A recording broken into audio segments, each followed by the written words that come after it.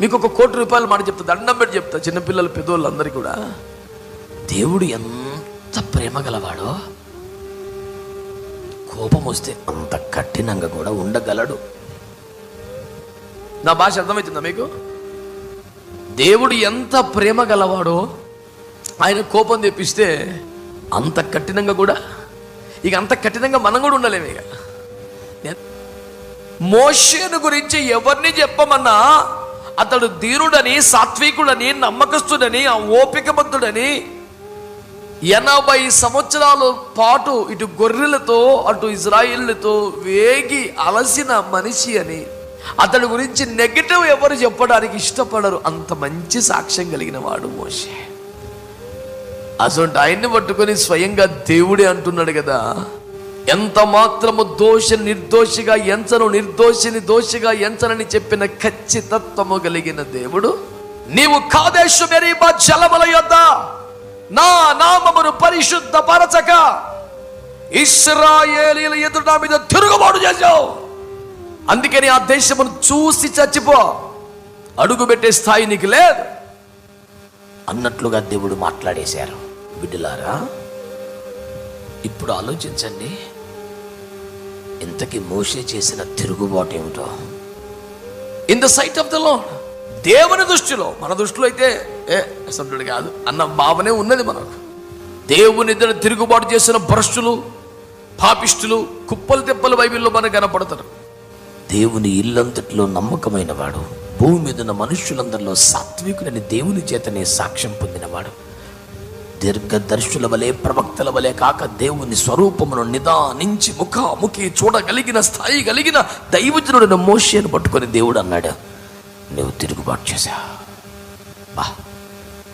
దేవుడు తిరుగుబాటుగా భావించిన విషయం ఏమిటి? సరే, ఆ సన్నివేశాన్ని చూద్దామా? సంఖ్యాకాండం 20వ అధ్యాయంలో ఎవడో దుర్మార్గుడి ఫోను మోగుతున్నది, అటివాన్ని అన్యునిగాను పాపిగాను సుంకరిగాను ఎంచుకొనుము అని వాక్యం చెబుతున్నట్లు అనిపిస్తున్నా క్షమించి వదిలేస్తున్నాను, మారు మనసు పొందండి. సొంతం తెలవతే శక్తి అన్న బుద్ధి ఉండాలి. చెప్పినప్పుడు సోకులు పడి ఇకిలించడం కాదు, సొంతం తెలవకపోతే చెప్పినాకన్నా బుద్ధి రావాలి కదా. తెలివి అనుకుంటావా, సోకు అనుకుంటావా, తమాషనా? నీకు కాకుండా ఫోను పెద్ద పోజు తీవా. మారు మనసు అక్కర్లేని 99 నీతిమంతులు నాశనమే. మారు మనసు పొంది ఒక్క పాపిస్తోడు బాగుపడి పరలోకానికి పోతాడు. అయ్యో ఇశ్రాయేలుడు నా మాట వినని ఎంత మేలు. మారు మనసు పొందండి ఇప్పటికైనా.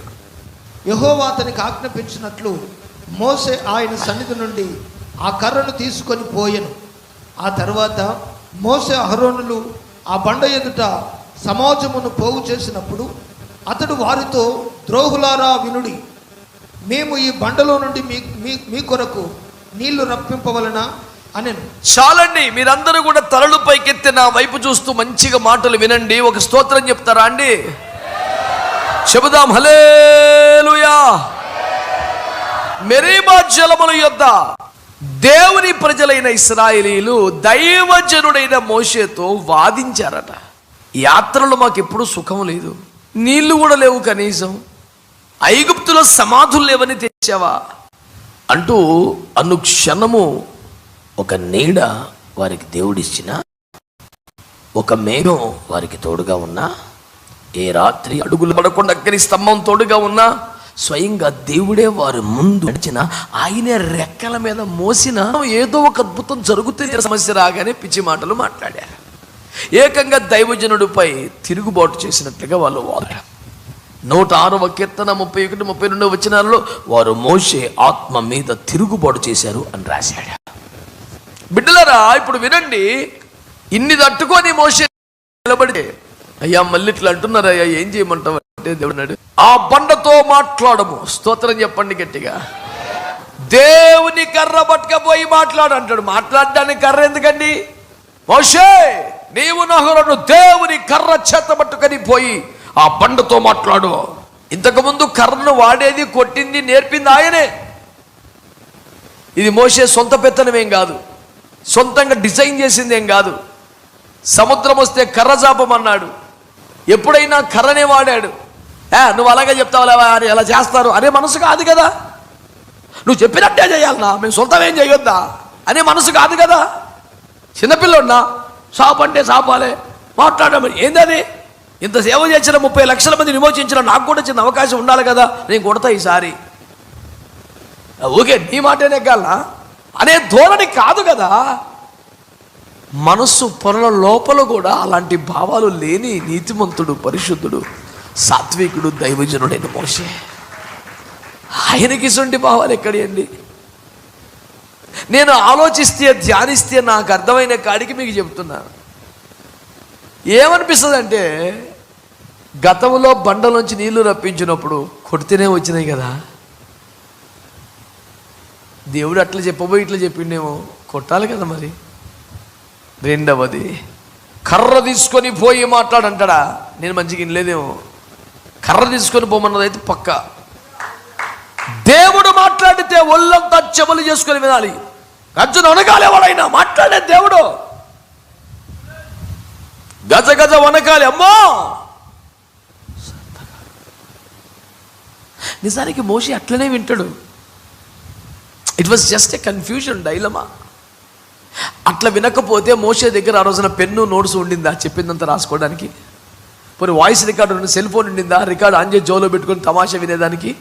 మరి అంత పెద్ద ప్రత్యక్ష గుడారంలో ఎక్కడ నకిషి పని ఉండాలి, ఎక్కడ ఏ దారం వాడాలి, ఎక్కడ కొలుకులు చేయాలి, ఎక్కడ దిమ్మలు చేయాలి, ఎక్కడ ఇత్తడి వాడాలి, ఎక్కడ ఎవరన్నా గుర్తుపెట్టుకోగలమా అండి?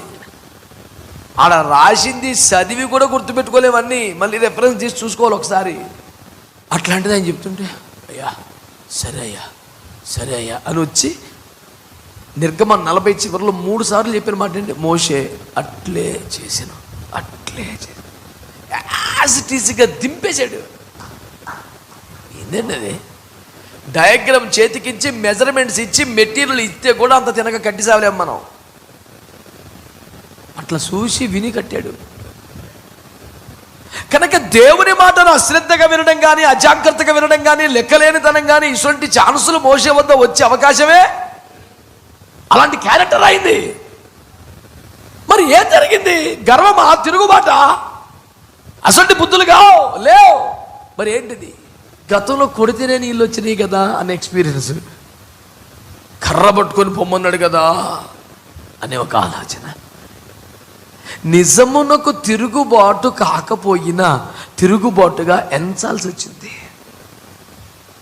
తిరుగుబాటు స్వభావము లేకపోయినా తిరుగుబాటుగా ఎంచాల్సి వచ్చింది. నా మాటినండి, దేవుడు తన కర్రను తీసుకొని పోమని చెప్పింది కదా. మాట్లాడడం కొరకైతే కర్ర ఎందుకు? సింపుల్. కర్ర సముద్రమును చీలుస్తుందా?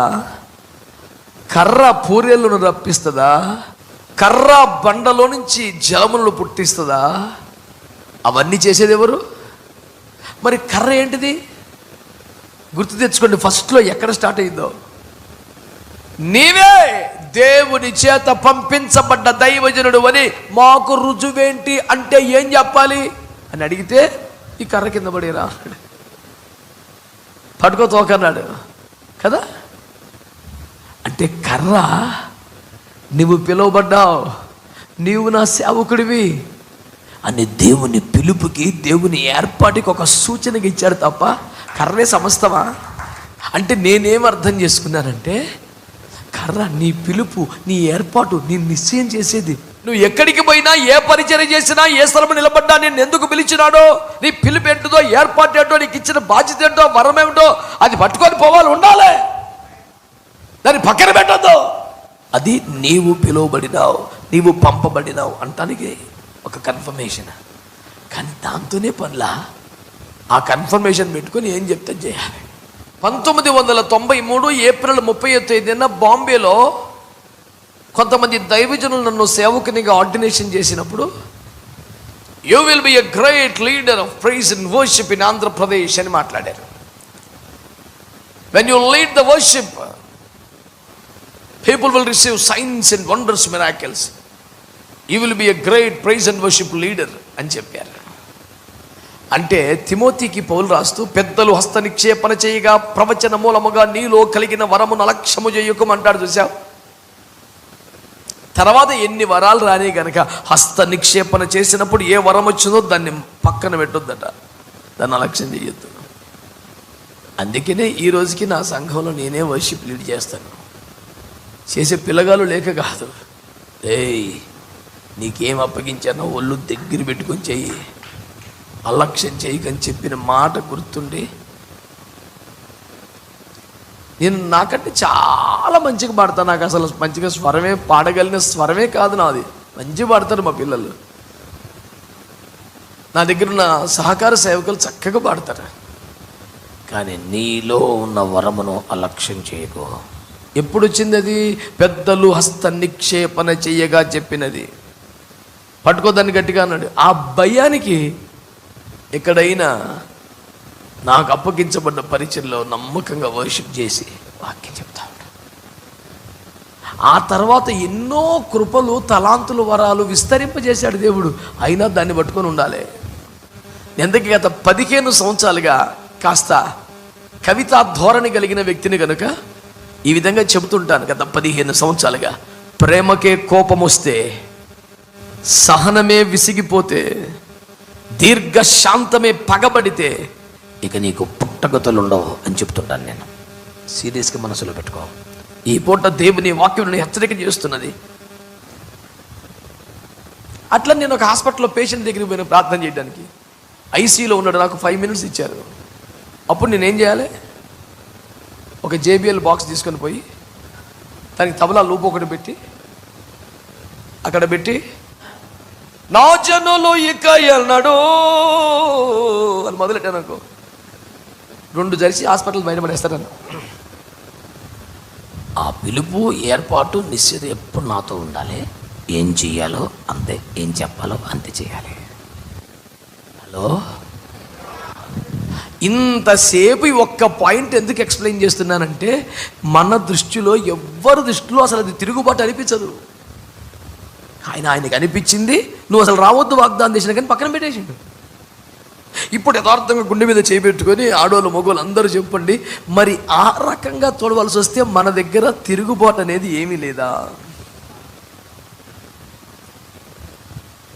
ఆయన బుద్ధి అసంటిది కాదు, మనసు అసంటిది కాదు, ఆయన విధానం అతనిది కాదు, ఆయన బాడీ లాంగ్వేజ్ అట్లాంటిది కాదు, అసలు అలాంటి ధోరణే అట్లాంటిది కాదు. దేవుడు చెప్పిందంతా చెయ్యాలా, మనం కూడా సొంతంగా కొంత చెయ్యొచ్చు అనే మనసు అతనికి లేదు. తూచా తప్పకుండా అలాగే చేస్తాడు ఆయన. అలాంటి వ్యక్తి ఇలాగ అనుకుని చేసినంతనే, నీవు ఇశ్రాయేలు జనులు ఎదురు నా మీద తిరుగుబాటు చేసావన్నాడు దేవుడు. ఇప్పుడు చెప్పండి, ఆయన చెప్పిన మాటలన్నీ యాజ్ ఇట్ ఈజ్గా మనం అలాగే చేసామా?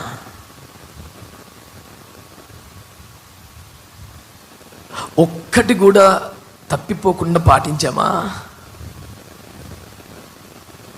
అందులో మనదైన సొంత బాణీ పద్ధతి ఏమి కలపకుండా ఆయన చెప్పినట్లే చేసామా?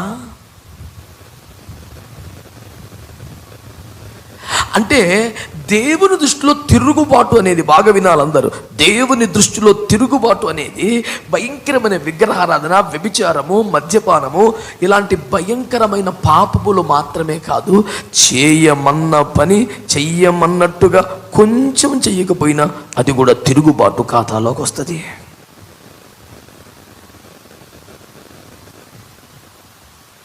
యవ్వన బిడ్డలైన మీరే కాదు, సేవకులమైన మేము కూడా మీ ఎదుట కూర్చొని మాట్లాడుతున్నందున ప్రత్యేక మినహాయింపులేమీ లేవు కదా. నాకు ఆయన అప్పగించిన పని అలాగే చేయాలి. కొంచెం no more modifications in the ministry entrusted to me. నాకు అప్పగించబడ్డ సేవలో నేను కొన్ని సవరణలు చేయకూడదు. కాలాన్ని బట్టి, ఈ తరాన్ని బట్టి కొంచెం మార్చకూడదు. మీకు అత్యంత సమీపంలో ఉన్న హైదరాబాదు నగరంలో జరుగుతున్న ఆరాధనలను చూడండి. అన్ని కాదు సుమా, ఎన్నటికి కాదు. దేవుని కొరకు శేషించిన జనం ఎప్పుడూ ఉంటారు. నేను వాళ్ళని బట్టి చాలా ధైర్యంగా బతుకుతాను.